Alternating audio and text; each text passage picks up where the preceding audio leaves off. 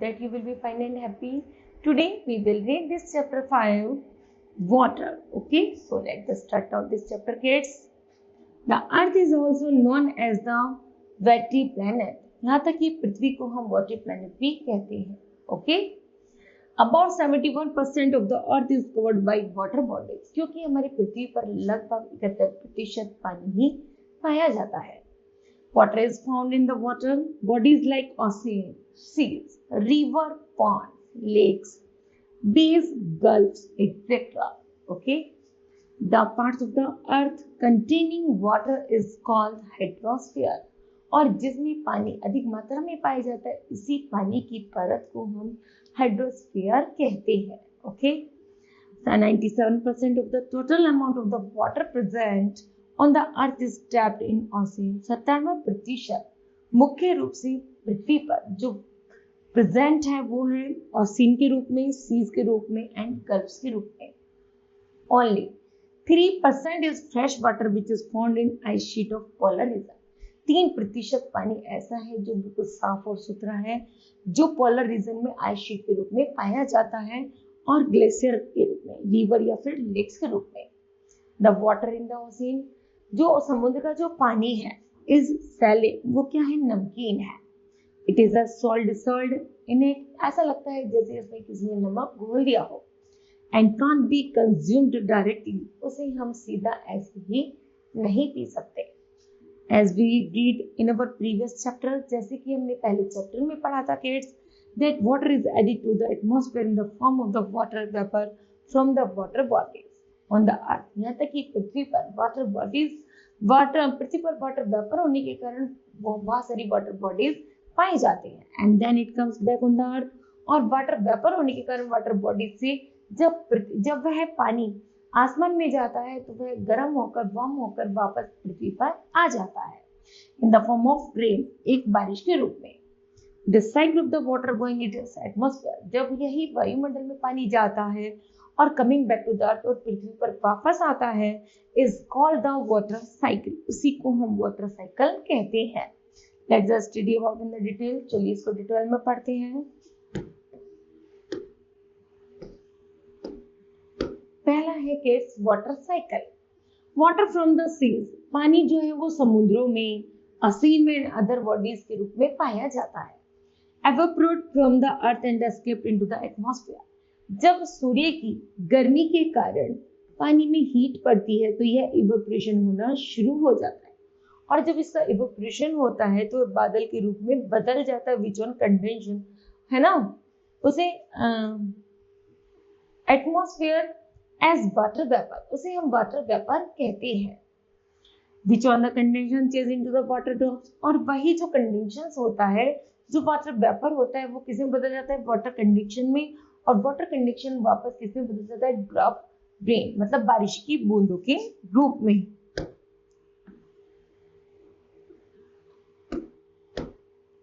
बारिश की बूंदों के रूप में बदल जाता है into water drops and the reaches back on the earth after fresh substance, और पृथ्वी पर रिस के वही पानी वापस आ जाता है. Okay, this water again gets collect in the water bodies, और वही पानी इकट्ठा किसमें हो जाता है, वाटर बॉडीज में. This cycle continues in the atmosphere, और यही परिवर्तन, यही चक्र एटमॉस्फेयर में चलता रहता है. That is called water cycle, इसी को हम वाटर साइकिल कहते हैं. Atmosphere and is called water cycle. Water cycle is called the hydrological cycle. Water cycle को हम hydrological cycle भी कहते हैं. Okay, चलिए. Distribution of the water bodies on the earth. Most of the water bodies are found in the southern hemisphere. So, it is also called the watery hemisphere. मुख्य रूप से पृथ्वी पर जब वाटर बॉडीज अधिक मात्रा में पाई जाती हैं, जिसे हम साउथर्न हेमिस्फीयर में वाटरी हेमिस्फीयर भी कहते हैं. अवर अर्थ हैज 4 मेजर ओशियन, हमारी पृथ्वी पर 4 मेजर ओशियन है, जैसे Pacific ocean, Atlantic ocean, Indian ocean and the Arctic ocean. The another large water bodies around, एक और इससे बड़ा भी ओशियन है जिसे हम अंटार्कटिका या फिर साउथर्न ओशियन भी कहते हैं. Among all these, the Pacific Oceans is the largest one. लेकिन सबसे बड़ा जो महासागर है, ओशियन है, वो पैसिफिक ओशियंस है. Apart from these major water bodies and other water bodies like seas and waves, इसमें समुद्र और खाड़ियाँ भी आती हैं. Which together contains लगभग 97% totally water of the earth का. The distribution of the water in these water bodies is as the following. Number first है ice caps. कितना है? 2%. लेक्स एंड रिवर्स है 0.0091%. ग्राउंड वाटर है 0.7. एटमॉस्फेयर है 0.002. Other Pond's and the springs है 0.08. Rest of the water volume is form in the ocean. इस तरह यहाँ पर हमें किड्स क्या है, ये वर्ड फिजिकल मैप है. तो इसमें जो भी हम देख रहे हैं ब्लू स्क्रीन, ये सब क्या है? वाटर है. और वाटर मतलब मीन्स ओशियंस है. जैसे ये हमारा हो गया पैसिफिक ओशियंस, नीचे हो गया हमारा यहाँ पर एंटार्क्टिका, ऊपर आर्कटिका है ना. ये हमारे यहाँ पर हो गया हमारा इंडियन, ये भारत का नक्शा है, इंडियन ओशियन. तो ये हमारे क्या है, इसमें ओशियंस को दर्शाया गया है. ओके किड्स, चलिए उसी आधार पर है salinity of ocean water. Water in ocean can be consumed as it is the saline. यहाँ तक कि मुख्य रूप से इन सागरों में सैलिन अर्थात नमकीन वाटर पाया जाता है, जो टेस्ट में नमकीन होता है and contains dissolved salts and the minerals. उसमें बहुत सारे मिनरल्स और सॉल्ट भरे होते हैं. Most of the salt is the sodium chloride or the common salt. The estimation is that every 1000 of ocean has 35 gram of the dissolved salt. यहाँ तक कि मुख्य रूप से 1000 ग्राम ओशन वाटर से 35 ग्राम लगभग dissolved salts निकाला जा सकता है. Thus the average salinity begin 35 per thousand. Thus amount of the salinity varies from one part of the ocean to the another part of the same ocean. Dead Sea in the Asia has the highest level of salinity. Asia के नजदीकी जो सागर इनमें सबसे ज्यादा salinity पाई जाती है. And generally salinity decreased towards the equatorial region due to heavy rainfall. Okay, चलिए circulation of the ocean water है. The ocean water are never still. Their movement can be categorized as waves, tides and the currents. What was the movement of the ocean water? The movement in the ocean water occurs due to three reasons. Number first है difference in the temperature, salinity of water and the prevailing winds. Varying density of the ocean water also causes movement of the ocean water. Okay, चलिए next है waves. Frequent rise in the fall of the surface water in the ocean is called the wave. Formation of waves is the caused by the wind actions. Wind pushes the surface water upwards and the downwards. Waves travel in the direction of the wind, and the height of the waves also depend upon the intensity of the winds blowing. Earthquake under the ocean can form waves which are giant in the size. जब पृथ्वी पर भूकंप आते हैं तो एक दानव की तरह आते हैं. And the destructive in nature of प्रकृति की चीजों को नष्ट भ्रष्ट कर देते हैं. Such waves are called tsunami. इन्हीं वेव्स को हम सुनामी कहते हैं. These waves are destructive due to the great speed. जब यह बड़ी हाई स्पीड के साथ आती है एंड हाईएस्ट वेव और बहुत ऊंची होती हैं, इनकी वेव्स की ऊंचाई होती है 20 मीटर से 30 मीटर, तो यह आसपास के क्षेत्रों को नष्ट कर देती है. जैसे tsunami is the Japanese word. Tsunami एक जापानीज शब्द है which means harbor waves, जिसका अर्थ एक पतन मतलब किनारों पर आने वाली लहर, ऊंची उठने वाली लहरों से है. The tsunami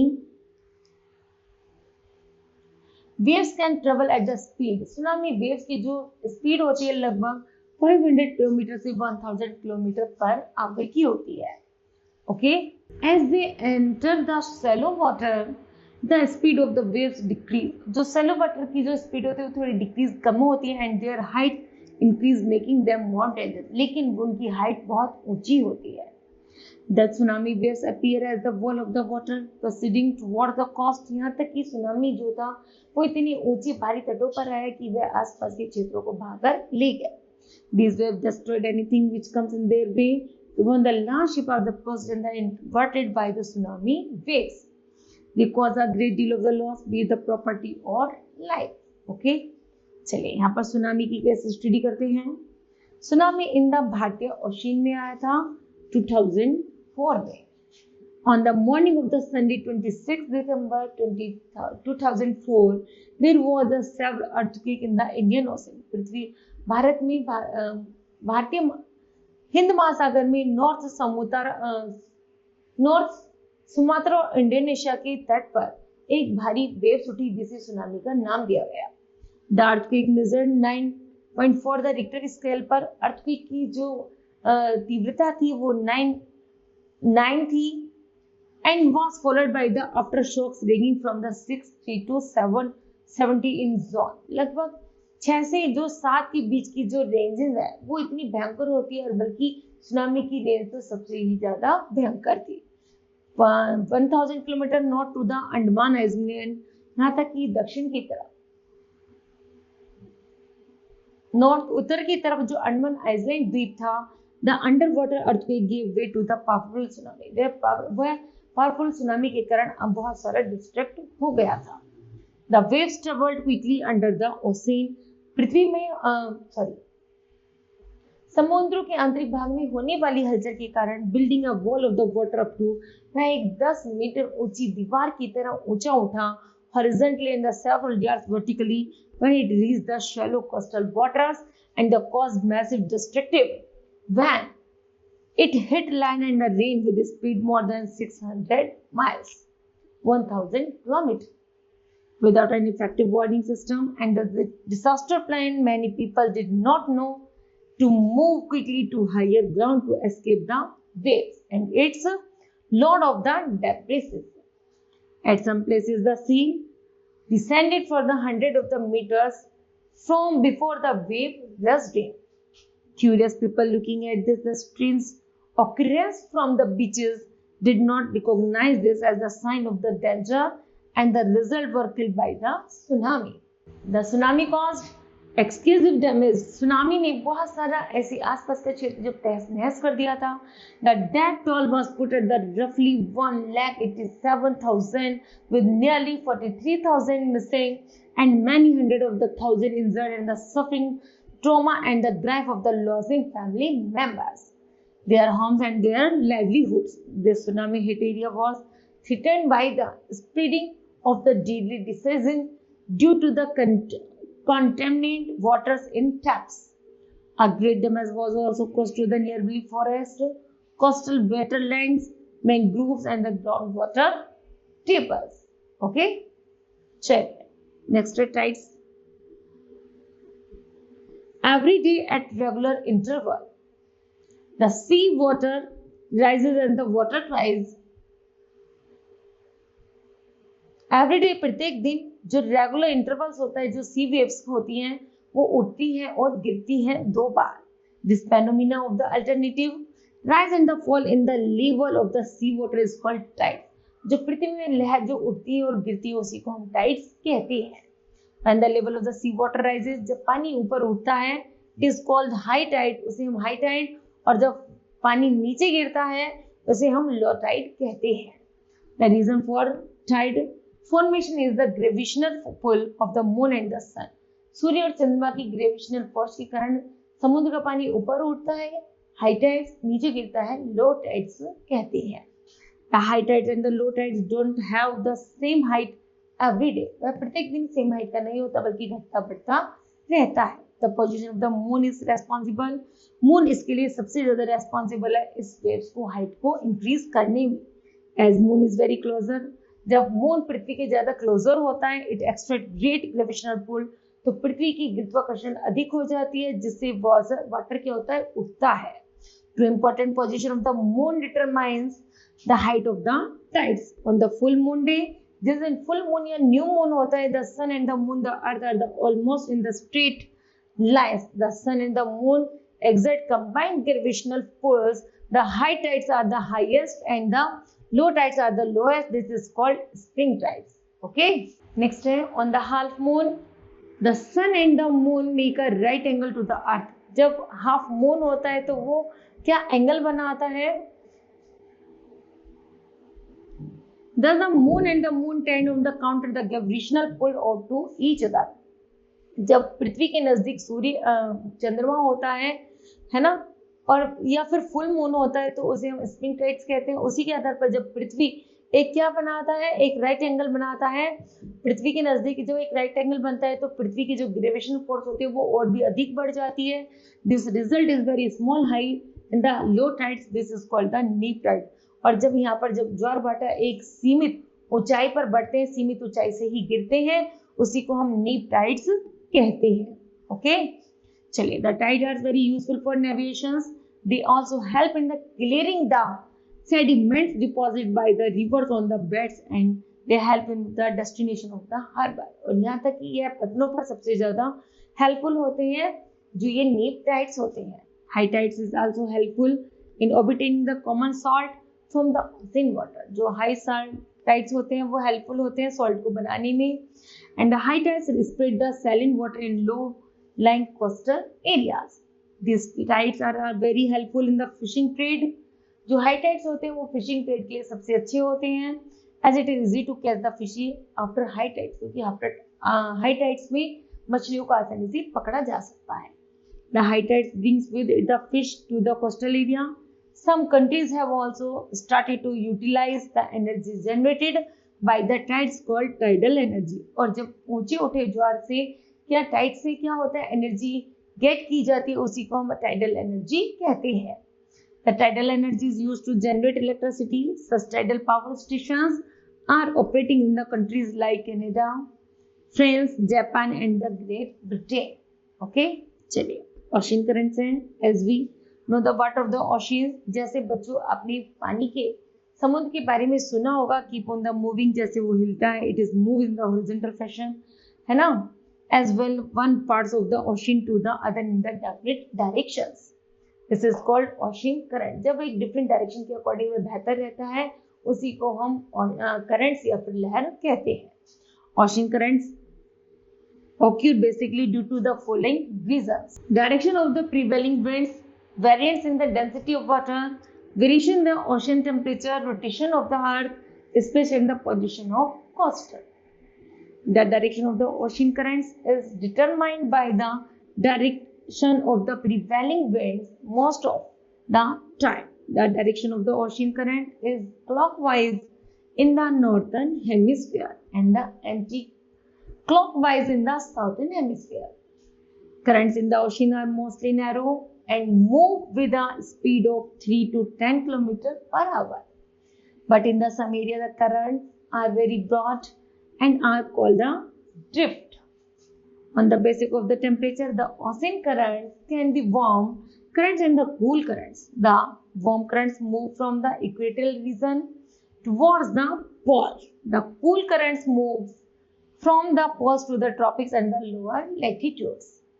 Warm currents raise the temperature of the lands, while the cool currents lower the temperature of the land where they flow. The place where cool and the warm currents meet, a dense fog appears, affecting the visibility badly. These areas are the best field for fishing. Thus, the area around Newfoundland and the Japan are good grounds for fishing. Currents are also good for navigation as ships sailing along ocean currents move faster. Okay. Now, kids, this chapter will be completed. I hope that you understood well. Thank you. Have a nice day.